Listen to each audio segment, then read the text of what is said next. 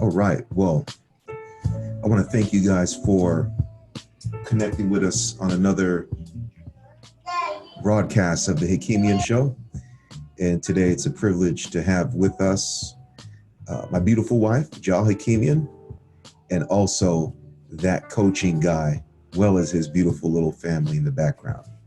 So I know they got a lot to say today too. So again, it's a privilege to be able to have this podcast. And today we're going to be talking with Benny Salas about his organization, thecoachingguy.com, and also just hearing more about his story as to what inspired him and got him going. So let me go and introduce the team here today. Jal, how are you doing?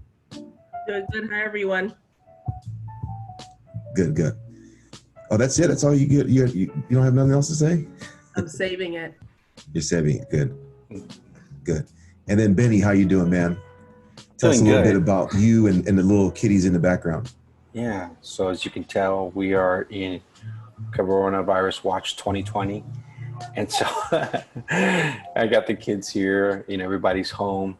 Jack, I thought when you opened up, you were going to say that beautiful friend, and then you said my beautiful wife. So I started to smile and then sadly disappointed, but then you recovered when you said my beautiful family. So, but I am here with my family. I'm home. A little bit about me. I'm an entrepreneur. I am a minister. I am a leader.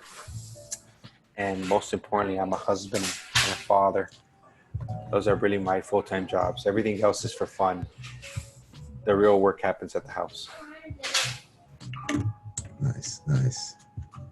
Yeah, man, we've known you now for what, over, I would say 8-9 years? Probably Longer. one of the first people I met when I first got to South Florida. Yeah. So it's been amazing to watch how you and your wife and your family have grown, and just to see also your journey, man, be a witness of God's grace and blessing, in your life. And tell me a little bit about that, how this journey kind of began. I know there's a lot of different inspirations, your faith, your wife, your own personal struggles. So, tell me a little bit about how it all began. So I moved here in 2003, and I think actually I've known you since before I got married. So that's almost been 12 years. So time goes by really quick. Yeah. So I moved here in 2003, decided to leave Chicago, had an opportunity to do full-time ministry, was a young, I guess you would say almost like a young, excited, entrepreneurial type leader in the church. I felt like I could create and build. So I found myself in South Florida, came out here, finished Bible college out here, never saw myself as an entrepreneurial type person. I always saw myself as like a builder and a creative and someone who was willing to start from scratch. And I guess when you think about that, that is very entrepreneurial to a degree. And I think the more I just as I had certain jobs and opportunities and worked in ministry and nonprofit and then worked in corporate, I think I just kind of got to this point where I felt like I was never satisfied, to be honest with you. I was always happy that I had the opportunity, but I never felt fulfilled by it. Yeah. And I realized that there was more to Benny, that if I stepped out and trust not only in my faith, but trust in myself and believe in myself, I would be able to come about something that was significant, that actually had value and purpose for me. Yeah. And so I began that journey probably when in my, I would say my late 30s, which is kind of an interesting truth where oftentimes when I'm talking to 30-something-year-olds, I feel like I'm talking to myself. I'm like, been there, had that moment. I'm like, oh, like when somebody talks, I'm like, oh, you must be like 34 or 36 or 37. Like there's a benchmark where you kind of can go back and almost connect something that pivoted in your life. And so, yeah, I feel like that kind of led me on my road to entrepreneurship. And then what really kind of just pushed me over, because, I had, for many years, I was praying about it, and not really doing anything about it. And then it wasn't until my job one day called me in the office. It was in no, I think it was April, April of 2016, and they said to me, "Hey, today's your last day," and then that was it. They let me go, and from there, it's been on my entrepreneurial journey ever since. Hold on, my precious boy would like something real quick. Okay, okay, shut it down and put it back on. Come on. Okay, okay. So, so basically, at that point, I was, started to. At that time, I was actually working on my coaching. So, I started working on my coaching certification in 2015. And then my goal was that year in 2016 to actually resign from my job and then go ahead and start my business. Well, things got fast forwarded really quick. And so I just got thrown into entrepreneurship, hated sales, never was a sales guy, uh, didn't understand anything about creative branding and marketing, didn't understand anything about business contracts and negotiations. There were so many things I didn't learn. And I think these past 3 or 4 years of learning that college couldn't have prepared me for. I think this was my education. This was where I felt like my real education started for me. Um, because then I confronted everything. I think when you start a business, when you start anything, you're really confronting yourself. You're looking at the person in the mirror and you're saying, can Oh we do yeah. this? Can we do this? Can we do this? Oh yeah. And I think that's where looking at that person in the mirror brings me back to the man who kept running away from the mirror, the man who felt like he was having public success but yet private failure. Mm. And so all of that, I think, led me, as and I'm kind of backtracking here a little bit, but give you a little bit of context. Found myself going into recovery in 2011. I think after just many disappointments, ups and downs, obstacles, I just found myself depleted, defeated, and really disconnected from reality. Mm. Found myself in a compulsive, addictive behavior that for me was not producing my best self. So here I am, looking into, hey, what's out there for Benny? What does this thing actually look like? And so then I found myself, looking at this person in the mirror and saying, okay, how do I believe in this person who for many years felt like he lost his voice, felt like he was disconnected, disengaged, Yeah. and defeated. And how do we begin winning in life again? How do we begin believing in himself again? How Mm. does he take everything that he knows? Because here's the thing, no matter if it was good or bad times, um, it's amazing how we're used in those times. It's amazing how I look at those ups and downs and I say, man, I can still see like God's footprint and handprint in there, even though I was not at my best. He was Wow. always at his best. And so Nice.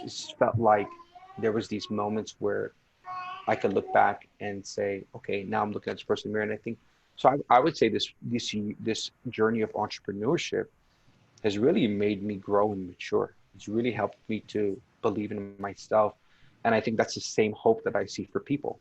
I think there Yeah. are a lot of great people out there that are born to do something, but they're not doing it. I think there's a lot of people who have a message to share and something to say, but for whatever reason, their voice is silent. I think there are people out there who are called to be greater than what they are, but the mindset of who they were is affecting who they could be. And so I think there's just so many of these challenges where, for me, I get excited because I'm not afraid to share my story anymore. Whereas before, it was like it was the thing I was taking to the grave, and now it's the thing that's bringing people life. And Yeah. so, man, that's a little bit about my journey, a little bit about my story in a small context. But of course, there's more meat. There's more meat on the bone than that. Yeah. And I know that a lot of entrepreneurs and just leaders, right? Nonprofit leaders, government leaders, corporate leaders, we forget that in their personal life, they're going through a lot of struggles. Yeah. And the thing that really resonated with me that you said is, and which I've appreciated listening to some of your speaking, is the fact that, you've been through rehab. When people think of rehab, they usually tend to think of, some of our lowest points. And can you just whatever you feel comfortable with, because I know that as someone who coaches, sometimes people really appreciate a coach that's actually hit rock bottom. What was that experience like? And how did that really, I think, shape you for the man that you are today and the type of coaching and training that you do when it comes to leaders who, like me, who find themselves very vulnerable and in a place of struggle personally in a way that sometimes we don't even feel comfortable Yeah. telling anyone. Yeah, I think, for me, when I started to deal with the issue of sexual addiction and pornography, I think for me, it was something that was introduced to me very young, but then it had a connection to being sexually abused as a young boy. And it was something that I had went unaddressed. Even though I had brought it up, even though I had talked to my mom about it, even though they knew about it, I think for me, it was one of those really dark secrets in my life where the pain went unresolved. And when I found myself in a situation where, I was now looking at life from a different perspective, I could then see, sorry for 1 second, son, I'm on a call, son. Thank you. Sorry about that. I could then see the connection there, and being able to bridge that gap. It was really important for me because that story had not been told. That story was on hold. That story was not open for discussion. And so when I found myself later on, being someone who was now dealing with just a lot of hurt. And again, I went through this period of my life when I moved down here in 2003, where just like one disappointment after the next. It was like one disappointment. It was one obstacle. It was one betrayal. And it just began to like spiral and spin out where I then, I'll be honest with you, I just lost hope. I lost confidence. I lost hope. I lost trust. I lost even respect for myself. And at this point, I just found myself really down and out, found myself not really believing in myself again, and really disconnected from my faith and really disconnected from reality.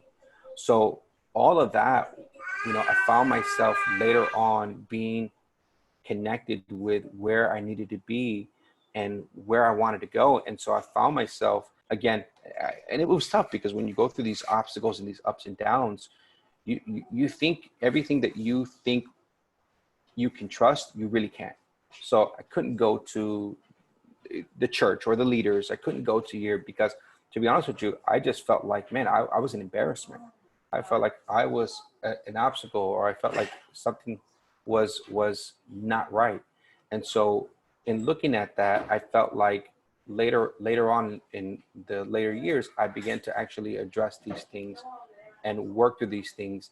And when I found myself in recovery, and I found myself, this is where I felt like my life would really begin. This is where I felt like things would really take off and develop and grow. And so, all of that was really, really important for me. At that point, that's where I felt like things shifted and things changed. Benny, I love what you said when you were talking about your public success and your private failure, and the things you had to do to deal with that, and the journey you had to go on. And Jack pointed out how that probably comes in handy a lot in the type of coaching you do. And so that got me thinking, have you ever come across a client that has a lot of public success, but maybe some private struggles that really hinder them to the point that they need your type of coaching? And when that did happen, how did you, number one, ID their struggle, identify what the real struggle was that was holding them back? And then what was what was your approach to coaching them? Yeah, I think part of it is, I feel like they just kind of find their way to you. I feel like they're just led to you. So I would say I've had several clients that didn't know that was my story. And when they were like trying to say it, I said, well, let me just share something with you. I think what it did is it opened a door that I think oftentimes people don't want to open. And so people do want to kind of dance around the topic. They don't want to get real about it. And again, I think there is a way for people, because again, sometimes it's not coaching that people need. Sometimes it's therapy that they need. And so they probably need to go to a counselor. They need to go and find a group. They need to do something. But I think what coaching did for them was to say, okay, all these other areas in your life you're not working on, all these other areas are being affected by this one issue. Here are some things that I think you could explore. Like I recently had a conversation with somebody and they were telling me, here's what I'm going through. I said, I don't think you need coaching right now. I think you need counseling. I said, here's the difference. Here's how you can incorporate the two. And so it does come in handy because having gone through counseling, having gone through therapy, and then understanding things from a coaching perspective, I feel like it's created more range and margin for me personally in how I work with people. Nice. And where do you find just the most effectiveness? Is it through that kind of coaching that, maybe therapeutic to some degree, or do you find that you tend to be more effective when it comes to like larger groups or like workshops, or more the one-on-one, or again, where do you find that your clients are really appreciating the impact you're having with them? I think it's both. I think it's both one-on-one. I think it's both in group. I think there's different dynamics and different skill sets that we use as a communicator. And so I feel like, when you're doing one-on-one, you're more holding the space for somebody and you're more allowing them to play in the sandbox, where when you're speaking, you're creating an energy and a synergy in the room that oftentimes isn't there.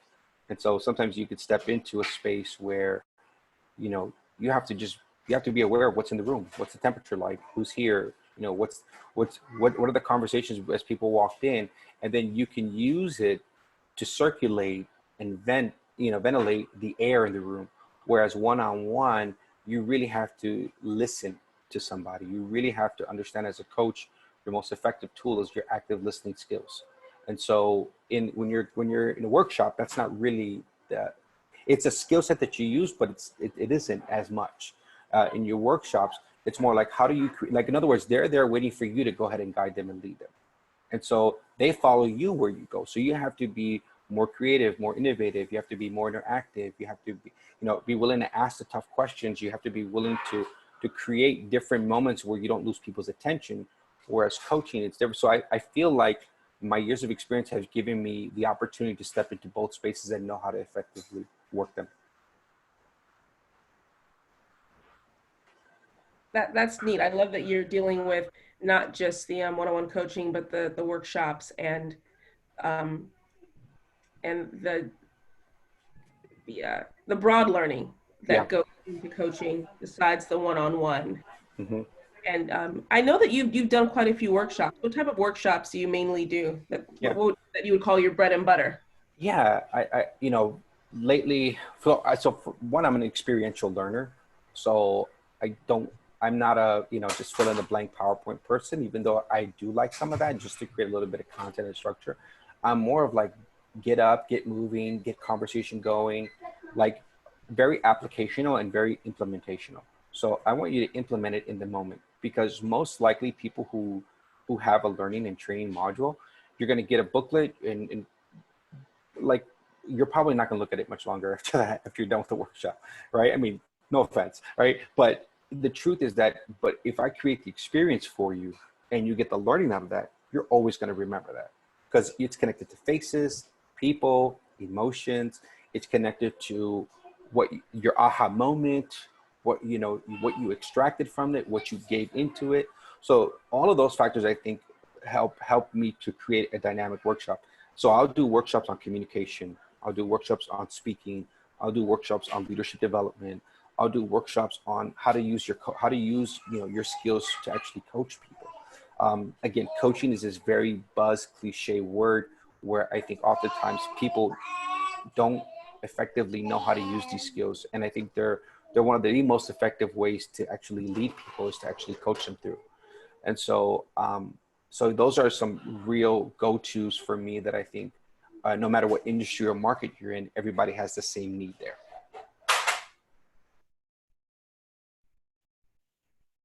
Nice.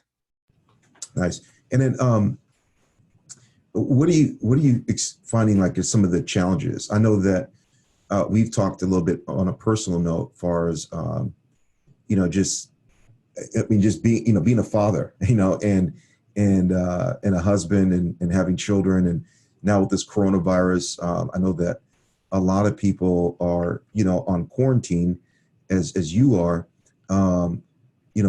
but overall, what are some of the challenges that you find in coaching and some of the challenges that the leaders that you're dealing with, what do you see as some of the major obstacles that is that you find that the role you're playing in people's lives is critical?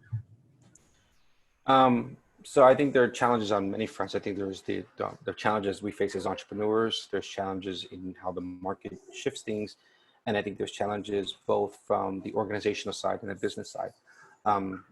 So I would say as the entrepreneur, it's always creating a model that's scalable and that is growing. And so creating multiple avenues, streams, creating, content that people can connect with that's relevant. Yeah. Making sure that you're okay with being your own personal brand is huge, right? You have to be able to go ahead and be your own personal brand. If not, then, it's not going to work. Like nobody's going to push it better than you will, right?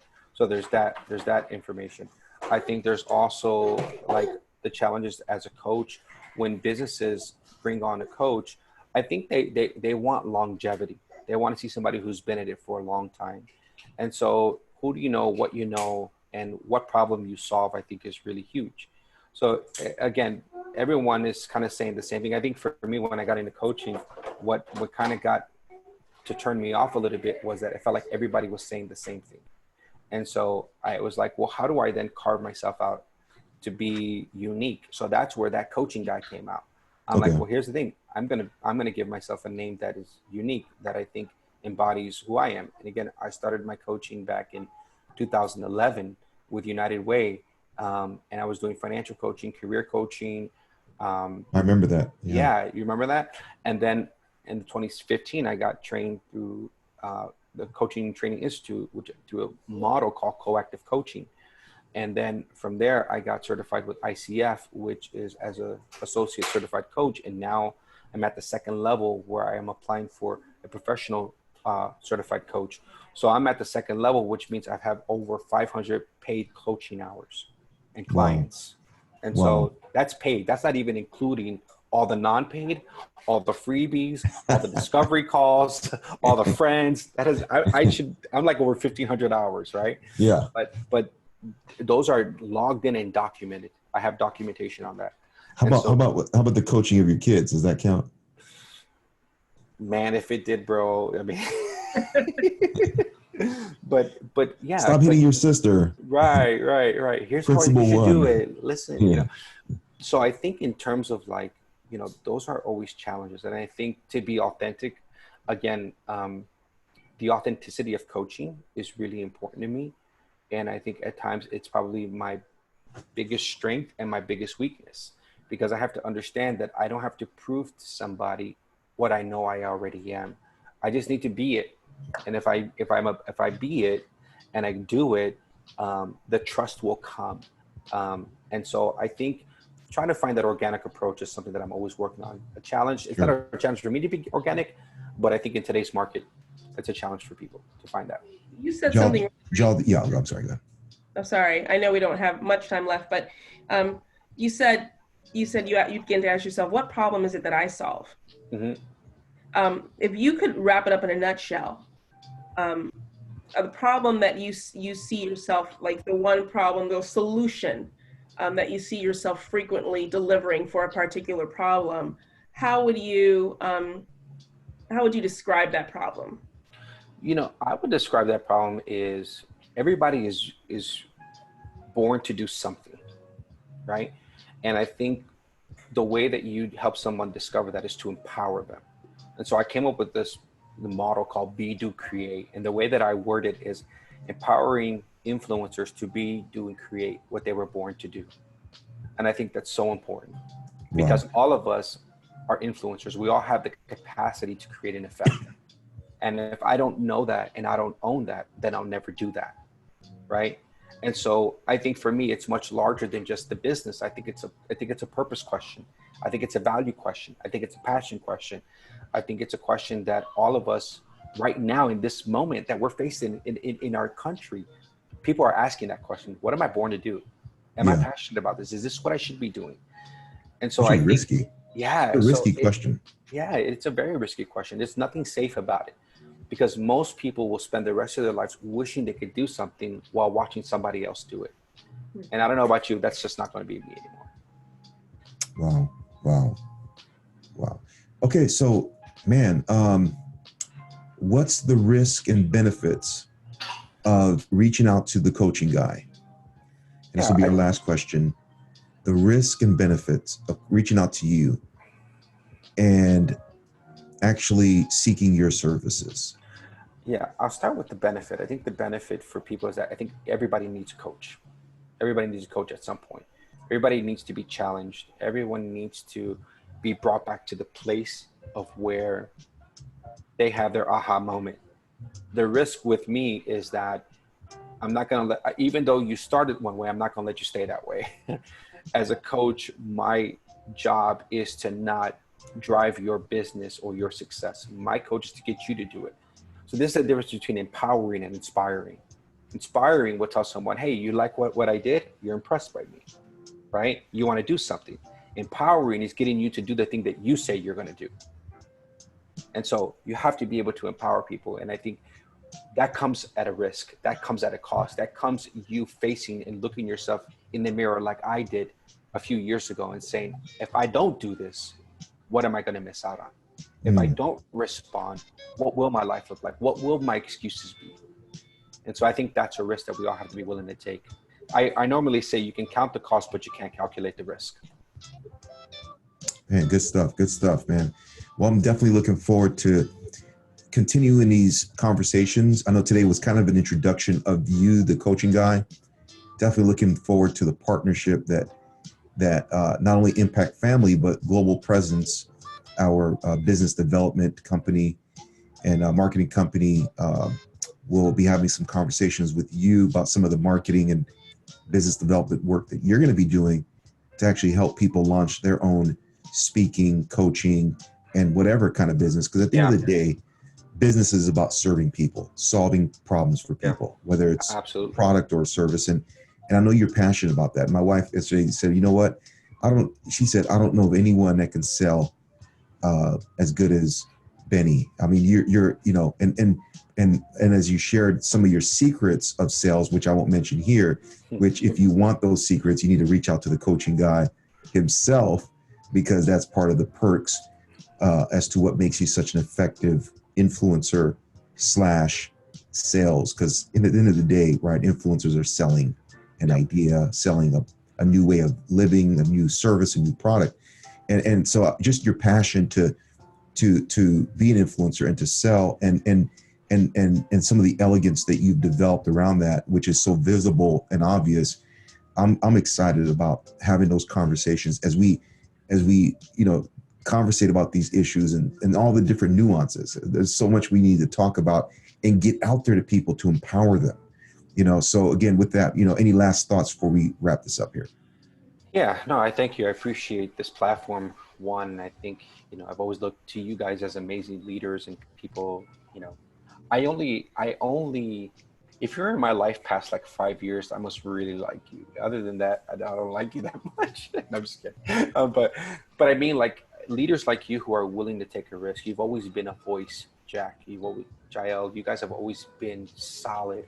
And I think that in today's era, I think we're among entrepreneurs, among change, a shifting culture and trending patterns. I think stability is always so important.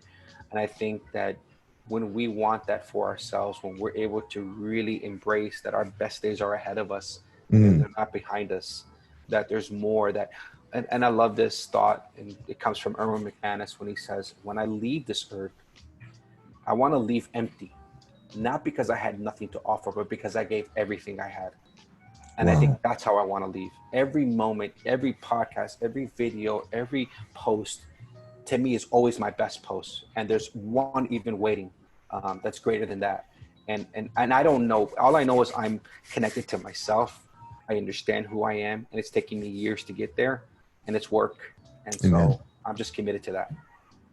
All right, man. Thank you, Benny, or the coaching guy. I'm looking forward to, again, our future conversations. And man, I just pray blessings over you, your wife, the kids, and just all the families out there that are listening, and individuals who are right now, really concerned about the future. We pray for blessings for them too. And again, thank you so much for making this time. Thank you, Jack. Thank you, Jack. Bye, guys.